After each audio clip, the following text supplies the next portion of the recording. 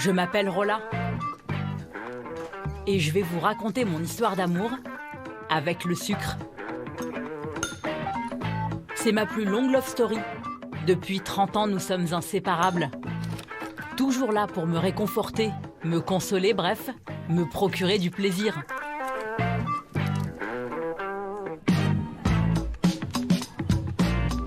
Tous les jours, pâte à tartiner, bonbons, chocolat. D'aussi loin que je me souvienne, je ne me suis jamais méfiée de lui. Mais depuis quelque temps, la réputation du sucre commence à se ternir. Vous avez un journal, s'il vous plaît? Scorpion, gare à la gourmandise. Oui, tu m'étonnes. Le sucre provoquerait des maladies. Ce serait même une drogue qui rend accro. Serais-je devenue toxicomane? Pour savoir où j'en suis avec mon plus vieil amant, j'ai décidé de le quitter. En tout cas, de ne plus le voir pendant 1 mois.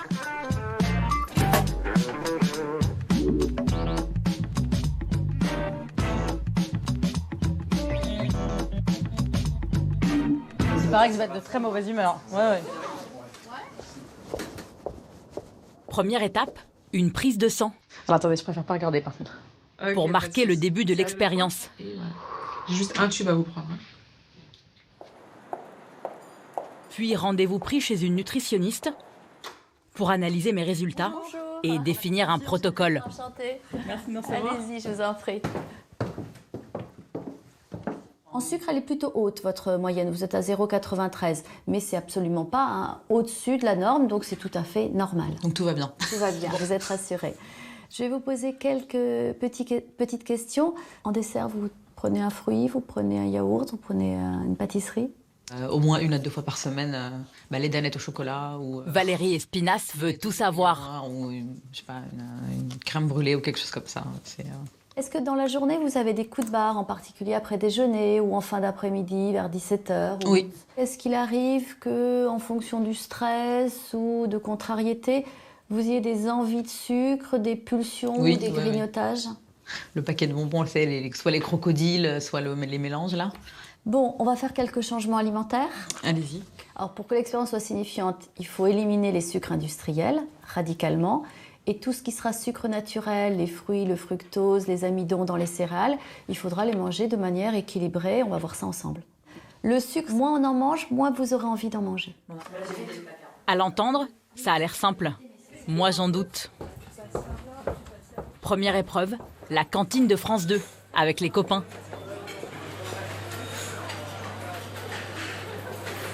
Saumon fumé, tu peux? Tagliatelle au saumon, ouais. Ou alors il y avait un truc avec du riz et du poisson là-bas. Aujourd'hui, ce sera feuilleté de poisson, Ouais, de la sauce, s'il vous plaît. riz et haricots verts. Pour le dessert, ananas. J'ai l'impression qu'il y a du sucre dans ta pâte. Non. Un gentil collègue me rappelle qu'il y a du sucre dans la pâte industrielle. Premier raté. Bah oui, je vais la virer là. Ça semble plus compliqué que prévu. Du sucre, il y en a presque partout.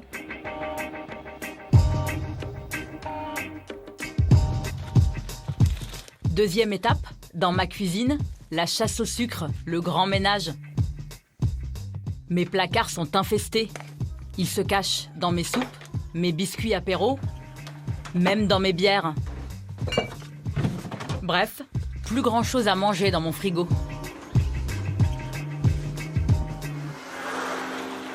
Les fêtes de fin d'année approchent avec leur marché de Noël.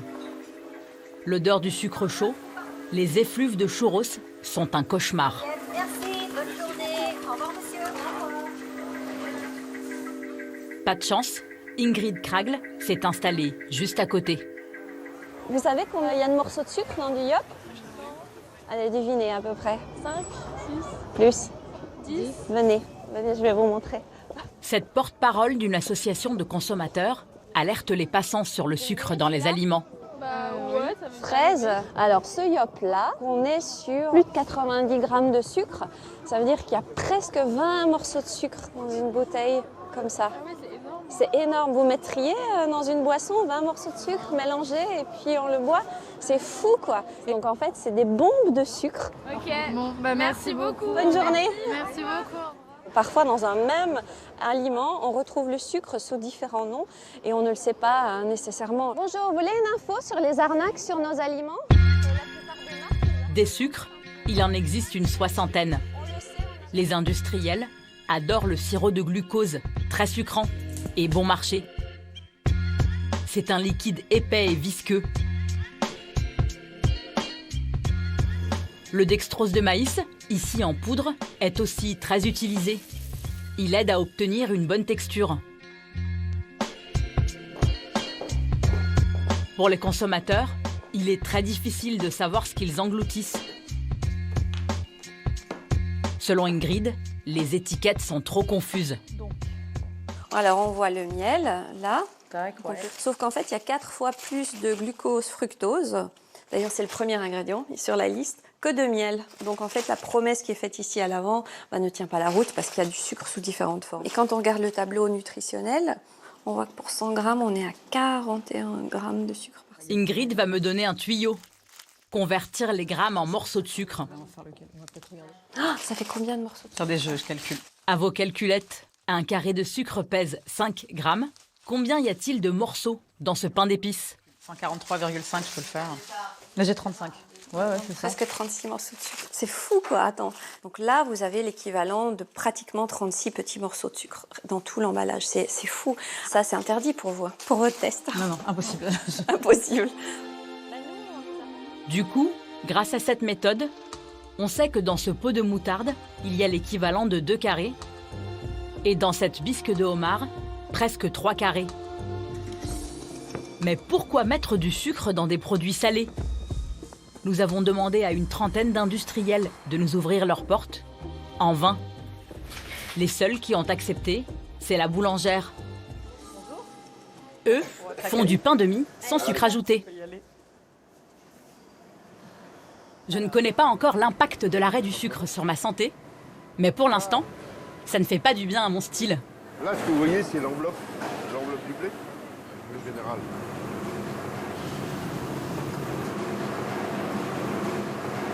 C'est la même recette qu'un pain de mie classique, sans sucre ajouté. Et pourquoi on n'en trouve pas plus alors, puisque c'est pas plus compliqué? C'est une volonté. Je crois que c'est aussi un mode éducatif. Et si le consommateur exige et tend à avoir un produit sur le plan nutritionnel plus sain, l'industriel n'a pas d'autre choix que de s'adapter. Pourquoi les autres marques mettent-elles du sucre dans leur pain de mie? À l'origine, c'est une recette américaine. Ça évite qu'il ne durcisse en 24 heures. Guillaume Chausse-Pied est directeur marketing chez la boulangère. On achète du pain de mie, on le met dans le placard, on le conserve 2-3 semaines. Contrairement à un pain classique français où on sait très bien qu'au bout d'une journée ou deux, le pain de mie sèche. Donc ce qu'attendent les consommateurs, c'est de pouvoir conserver ce produit-là et le sucre aide à la bonne conservation. Les gens sont habitués à manger des produits sucrés, donc le palais est, on va dire, étalonné et habitué à ça. C'est une solution de facilité de rajouter du sucre. Voilà 13 ans qu'il propose du sans sucre. Depuis quelques mois, la concurrence commence à s'y mettre, car le sucre ferait des dégâts. Il serait même une drogue. C'est ce que démontre cette expérience réalisée avec ces rats. Plus attirés par une dose de sucre que par une injection de cocaïne. Les animaux se battent même pour en avaler. Cette expérience, c'est Serge Ahmed qui l'a menée. Il travaille sur le potentiel addictif du sucre depuis plus de 12 ans. Ce que ces résultats suggèrent, c'est qu'on a probablement sous-estimé le potentiel addictif du sucre. Et on est en train de le réaliser aujourd'hui, puisqu'on est maintenant dans une société dans laquelle on a une explosion de maladies chroniques non transmissibles qui sont liées surtout à notre alimentation. On le sait. On sait ce qu'il faut faire. Réduire notre surconsommation de ces produits, notamment des produits qui contiennent beaucoup de sucre rajouté, mais on a du mal à le faire. Une barre chocolatée ou un soda de temps en temps, pas de problème. Pour Serge Ahmed, le danger est à moyen terme. Il faut 10 ans, voire 15 ans d'exposition à ces produits pour éventuellement voir émerger sur une fraction significative de la population tous les maladies chroniques non transmissibles de notre monde moderne, qui sont le diabète, et le syndrome, voilà, l'épidémie de le surpoids, etc. Et selon vous, c'est normal que j'ai pas le moral, ou en tout cas, ça peut être lié à ça? On va dire que si le goût sucré, c'est une source de plaisir pour vous quotidienne, déjà le fait de vous enlever cette source de plaisir, ça va pas contribuer à vous à améliorer votre moral, d'accord?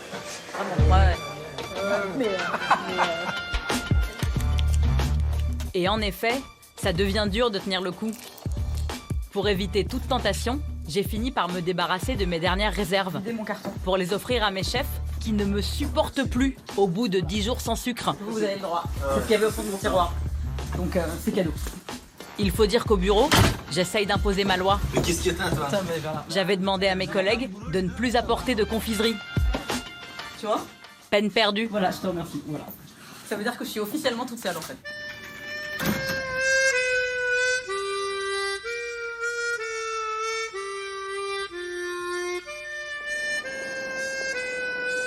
Seule dans cette épreuve, à vrai dire, je commence à déprimer. Mon ancienne vie me manque. Cette vie où, à la moindre contrariété, je pouvais me consoler avec une barre de chocolat. Manger du sucre est une habitude, un plaisir dont il est difficile de se priver. Pour moi, comme pour des millions de Français.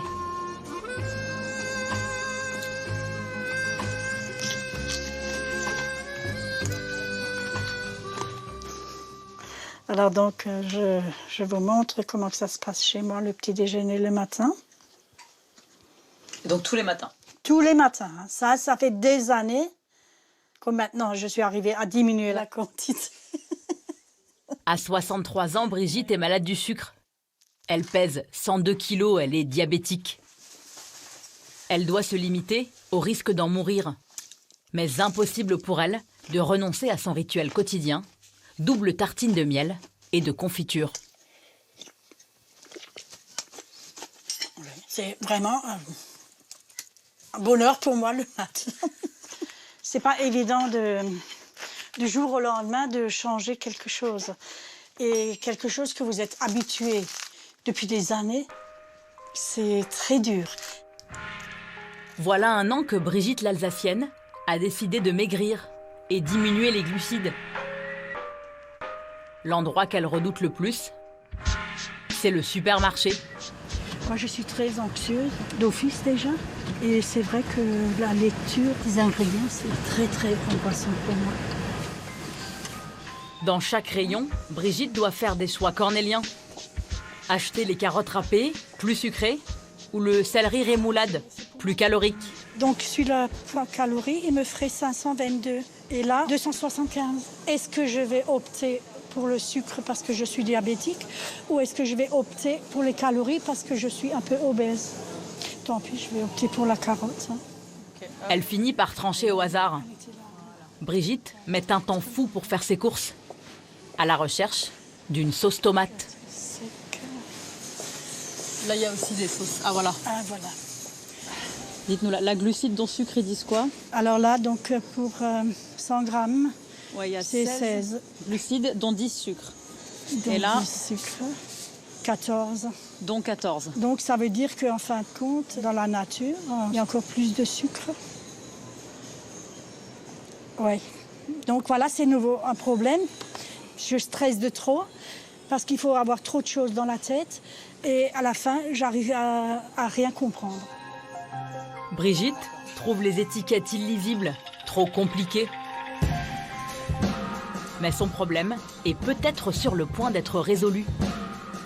En octobre dernier, un arrêté ministériel a officiellement validé ce code à 5 couleurs pour renseigner au premier coup d'œil sur les qualités nutritives des aliments transformés. Le Nutri-Score, un produit riche en fibres et en vitamines, décrochera un A vert, là où un aliment trop gras, trop salé ou trop sucré obtiendra un E rouge. Limpide pour le député Véran, qui a longtemps porté le projet et se réjouit de cette avancée historique. Vous allez comparer des produits comparables. L'idée, c'est de dire au consommateur, quand il est dans le rayon et qu'il a tout, aujourd'hui, il peut comparer sur les marques qu'il connaît, sur la couleur de l'emballage, éventuellement, il est attiré par des trucs marketing, le prix, évidemment, c'est même le premier critère de choix. Demain, il aura aussi à disposition ce critère-là. Et quand il y aura 2 produits qui auront à peu près le même prix, de la même gamme, et que vous en aurez un qui sera vert et l'autre qui sera jaune ou orange, eh bien, on fait le pari que les gens vont plutôt choisir ceux qui sont plus sains. Donc Reste un problème quand même, et pas des moindres. Cet étiquetage n'est pas obligatoire, il est facultatif. Si Danone l'a adopté, 6 géants du secteur, comme Mars ou Nestlé, le rejettent en bloc. La faute à l'Europe, selon l'élu En Marche. Mais alors comment ça se fait ça ? Comment ça se fait ? Le fonctionnement européen n'est pas le même que le fonctionnement français. Comme c'est quelque chose de nouveau, d'innovant, eh bien, l'Europe a pu, je dirais, préserver la protection de la concurrence à la protection de la santé de la consommation. Et donc, si on mettait un truc imposé aux industriels, on serait attaqué devant une juridiction européenne et on serait condamné, on devrait revenir en arrière. À cause du marché unique, les initiatives nationales sont interdites. Direction Bruxelles, pour vérifier si le droit de la concurrence prime sur la santé publique. Au bout de 2 semaines de tests, dans mon train, je ne pense plus au sucre. J'ai chopé les réflexes, en cas d'envie de chocolat.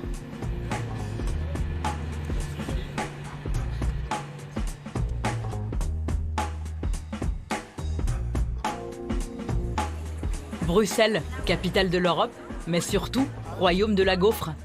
Ici, la tentation est à son maximum, mais je résiste facilement. Ça finit par passer un peu, quoi. C'est-à-dire que t'en as envie, mais c'est moins... Et même quand l'équipe se régale sous mes yeux, j'arrive à rester digne.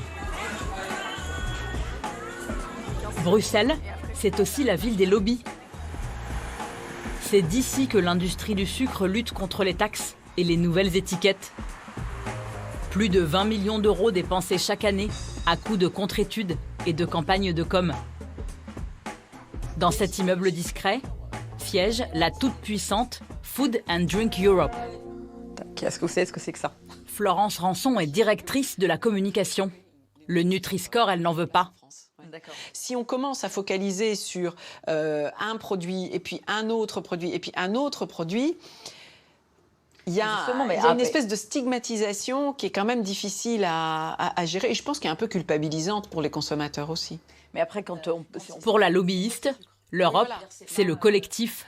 Tous les pays doivent respecter les mêmes règles. C'est simple.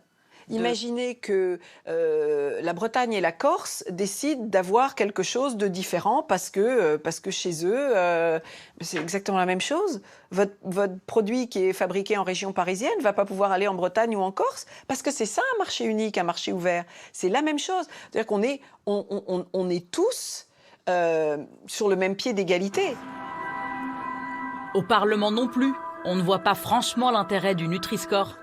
L'eurodéputée allemande Renate Sommer est à l'origine de l'étiquetage actuel. Ce tableau qui donne les apports nutritionnels sur 100 grammes au dos de nos emballages. Celui-là même que Brigitte avait tant de mal à lire. Ce tableau, Renate le trouve formidable. C'est bien suffisant. Ça donne déjà beaucoup d'informations aux consommateurs. Des informations qu'ils n'avaient jamais eues avant. Mais bien sûr, il faut que les gens les lisent. Et très peu le font vraiment. Alors qu'est-ce qu'on peut faire de plus ? On ne peut pas rendre un étiquetage obligatoire comme le Nutri-Score, alors que nous n'avons pas assez de preuves scientifiques. Le lendemain, c'est Noël avec les copains. Raclette à la maison. Tu bois pas de vin, Roland ? Il y en a marre de trinquer à l'eau gazeuse, car un mois sans sucre, c'est aussi un mois sans alcool.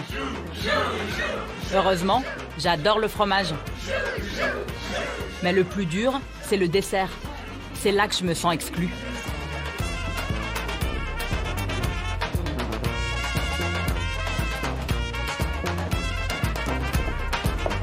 Dernier jour, dernière étape, les résultats de mes analyses. Ma glycémie a baissé, bien sûr, et surprise, malgré les tonnes de fromage englouti, mon cholestérol aussi. La glycémie, le cholestérol total, tout ça a chuté. D'accord. Bah, écoutez, on va Donc faire forcément, on va reprendre. vous avez un meilleur bilan biologique avec votre test d'avoir arrêté le sucre pendant 1 mois. Ce qui est normal. Oui, mais pourtant, j'ai pas du tout arrêté la graisse ni le fromage. Ah non, ni mais les- c'est une idée reçue. Le sucre, ça se transforme en gras. D'accord, à terme. Ok. Donc c'est pour ça que vous avez... Ah, j'allais oublier. Je dors beaucoup mieux. Et en route, j'ai aussi perdu 2 kilos. Parce que si je m'y remets, c'est pas, je vais pas boire des hectolitres de... Non, voilà. Il faut garder la mesure. Oui, c'est ça. Pour finir, j'ai fait mes petits calculs. 1 mois sans sucre, c'est l'équivalent de 800 morceaux en moins. 4 kilos. Ça donne exactement ça.